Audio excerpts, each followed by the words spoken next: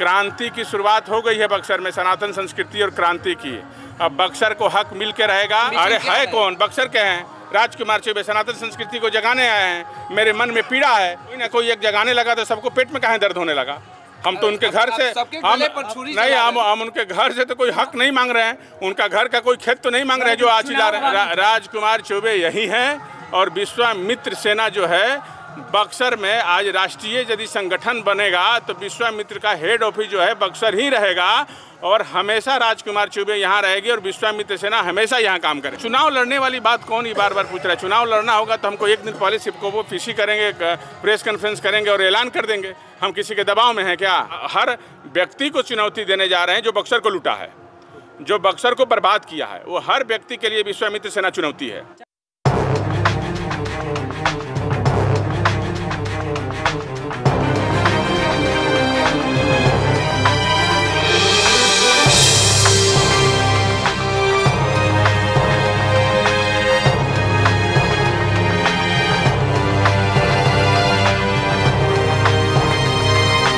बार क्या, ये हमेशा सनातनी जोड़ो यात्रा निकला हुआ है, पूरा वो लगातार निकल रहा है। सनातनी जोड़ो यात्रा गांव-गांव हमारे जितने मंदिर प्रांगण हैं सब जगह दर्शन करते हैं। इसको मजबूत कर रहे हैं, सनातन संस्कृति को, लोगों को जोड़ते जा रहे हैं, अपने सनातन संस्कृति को जगाते जा रहे हैं, लोगों को अपने साथ लेते जा रहे हैं विकसित बक्सर बनाने में, सनातन संस्कृति के उत्थान के लिए। ये तो मेरी लड़ाई जारी है। आज़ादी के बाद सबसे बड़ा अगर प्रयास कहा जाए बक्सर में तो आप कर रहे हैं, तो क्या लगता है कि ये प्रयास सफल हो पाएगा? धरातल पर प्रयास सफल हो गया, सफल क्या हो पाएगा? ये क्वेश्चन क्या पूछ रहे हैं आप? सफल हो गया। आज बक्सर जो है सनातनमय हो गया।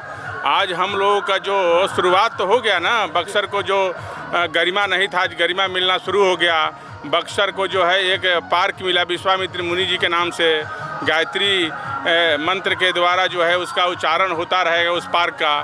तो ये जो गायत्री मंत्र जहाँ का उत्पत्ति हुआ है वो महर्षि विश्वामित्र जी ने किया था। तो आज उस गायत्री मंत्र का भी हो गया यहाँ पे। तो ये दुनिया जान गई कि गायत्री मंत्र किसके द्वारा जो है रचित है। तो विश्वामित्र सेना का तो एजेंडा में है ये विश्वामित्र कॉरिडोर बनाना। इसमें सारा बामन अवतार, माता हिल्या, पंचकोशी, ये सब एक जगह हमको दिखाना है। बामन अवतार का जो जेल में कैद है, आज लाखों लोग दर्शन करने आज जब खुला तो गए, लेकिन बार बार तो कोई दर्शन नहीं कर पाता है। लेकिन कोई ये भी नहीं बता पाता है कि बामन अवतार हुआ कहाँ है, आज तक कोई नहीं बता पाएगा। लेकिन ये धरती जो है बक्सर की, बामन अवतार यही हुआ था। ये कितना पुण्य की धरती है, जहाँ भगवान राम की कर्म भूमि, जहाँ बामन अवतार, जहाँ माता हिल्या का उद्धार, जहाँ महर्षि विश्वामित्र तपोभूमि जो महर्षि ब्रह्म ऋषि बने, जहाँ गायत्री मंत्र बना, जहाँ चैमन ऋषि, जहाँ रक्षाबंधन की शुरुआत हुआ, वो बक्सर है तपोभूमि। गंगा के किनारे बसने वाला सबसे सुंदर और इतिहास में नाम दर्ज है सतयुग से। तो उस बक्सर की लड़ाई विश्वामित्र सेना लड़ रही है, तो सरकार भी जाग रही है। और हमेशा एक बात ध्यान रखिए, क्रांति की शुरुआत हो गई है बक्सर में, सनातन संस्कृति और क्रांति की। अब बक्सर को हक मिल के रहेगा। बक्सर में कॉरिडोर भी बनेगा अयोध्या काशी की तरह, और एयरपोर्ट भी बनेगा। देखिए हम लोग जी का एक कांग्रेस के नेता है, उनके द्वारा कहा गया कि सनातन जगा हुआ है, जगाने का प्रयास ना किया जाए। अरे भाई, ऐसा है कि राजनीति करने वाले लोग जो राजनीतिक व्यक्ति की बात हमसे क्यों पूछते हैं? राजनीतिक बात तो हम करने नहीं आए हैं। राजनीतिक गलियारों में सवाल ये उठ रहा है कि आखिर राजकुमार चौबे है कौन, क्या चाहते हैं, इनका एम्बिशन अरे क्या है कौन, बक्सर के हैं राजकुमार चौबे, सनातन संस्कृति को जगाने आए हैं। मेरे मन में पीड़ा है कि बक्सर सनातन संस्कृति के लिए जाना जाता है। लाखों वर्षों से बक्सर को उपेक्षित रखा गया। ये बक्सर के इतिहास लाखों वर्ष पुराना है ना जी। तो कोई ना कोई एक जगाने लगा तो सबको पेट में कहाँ दर्द होने लगा। हम तो उनके घर से हम उनके घर से तो कोई हक नहीं मांग रहे हैं, उनका घर का कोई खेत तो नहीं मांग रहे हैं जो आज चिल्ला रहे हैं। राजकुमार चौबे दिखेंगे या चले जाएंगे?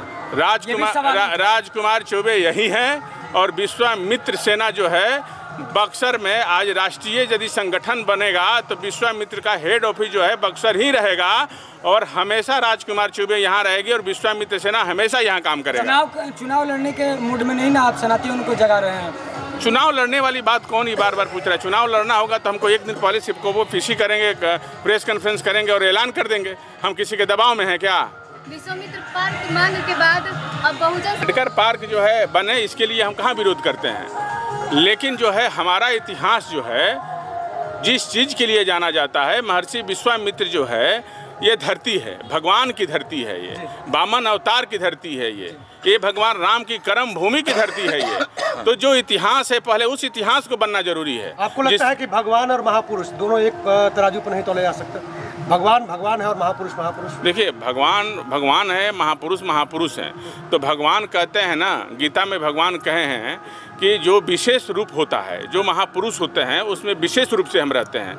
तो भगवान भी सम्मान महापुरुषों के किए हैं, तो भगवान भगवान है, महापुरुष महापुरुष हैं। बक्सर के कुछ लोगों के गले क्यों उतर नहीं रहे राजकुमार चौबे?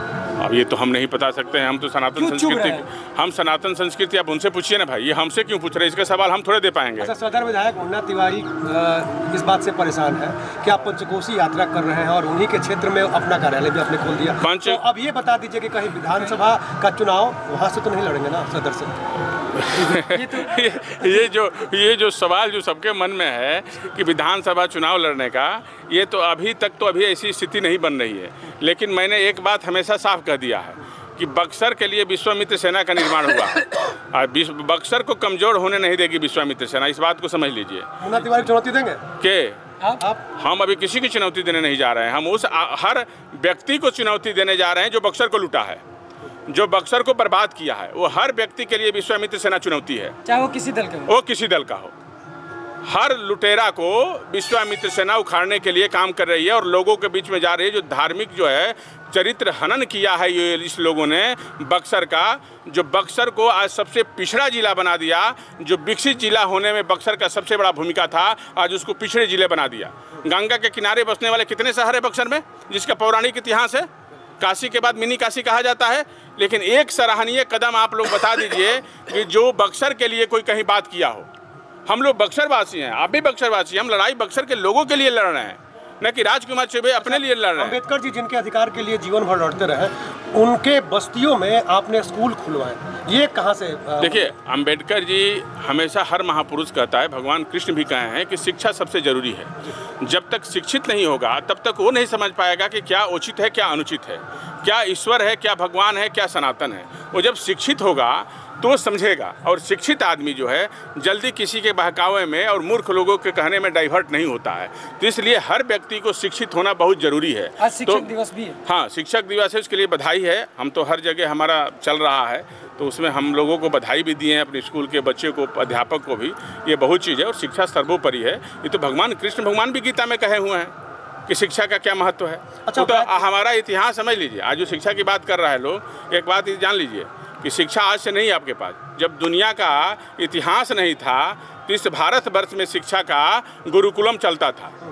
भगवान राम का त्रेता युग में गुरुकुलम था, आप समझिए ना। और आज राजकुमार चौबे कलयुग में चलवा रहे हैं। नहीं, हम क्यों चलवा रहे हैं, और लोग भी चलवा रहे हैं। ये कौन सा श्रेय है? बक्सर में तो आपने मैंने बक्सर में मैं बच्चों को लगा कि शोषित और वंचित लोग हैं, इनको पढ़ाना जरूरी है, इनको शिक्षित करना बहुत जरूरी है, इनको अपने इतिहास के बारे में, अपने सनातन के बारे में ये बताना जरूरी है। हम काहे, हमारा सनातन इतना कमजोर काहे हो रहा है, काहे कन्वर्जन हो रहा है, काहे हमारे लोग हमारे दूसरे धर्म में जा रहे हैं, इसका कारण क्या है? ये समझाने के लिए और शिक्षित होना इस चीज़ के लिए बहुत ज़रूरी है। तो मेरा कहना यही है कि हर व्यक्ति का अधिकार है पढ़ना और जीना, लेकिन किसी के बहकावे में आकर किसी के गुलाम बनकर जीना ये अधिकार नहीं है। वो स्वतंत्र है, आज़ाद भारत है भाई, किसी के कहने से थोड़े कुछ चलने वाला है यहाँ। और हमारा जो है भारत, और सुन लीजिए, जब पूछिए तो और बता देते हैं हम। हमेशा एक बात याद रखिए, जीवन को समुचित विकास सनातन संस्कृति के माध्यम से ही होता है। और सनातन संस्कृति जहाँ होता है वहीं शिक्षा होती है, वहीं दया होती है, वहीं प्रेम होता है, वहीं करुणा होती है। क्या समझे? जहाँ सनातन होगा वहीं शिक्षा होगा, वहीं दया होगा, वहीं प्रेम होगा, वहीं करुणा होगा। ठीक है? और ऐसे लोगों की बात नहीं सुननी है। हम सनातन संस्कृति में निकले हैं बक्सर को जोड़ने के लिए, और बक्सर को, सनातन संस्कृति को हमको मजबूत करना है। बक्सर को धरोहर जो ऐतिहासिक उसको अपने धरातल पे लाना है। यहाँ भी एयरपोर्ट बनाना है, विकसित बक्सर बनाना है, यहाँ भी यूनिवर्सिटी होगा, यहीं भी बड़े बड़े हॉस्पिटल खोलेंगे। और बक्सर के लोग कहीं बाहर नहीं जाएंगे कुछ करने के लिए, बहुत जल्द दिखेगा आपको।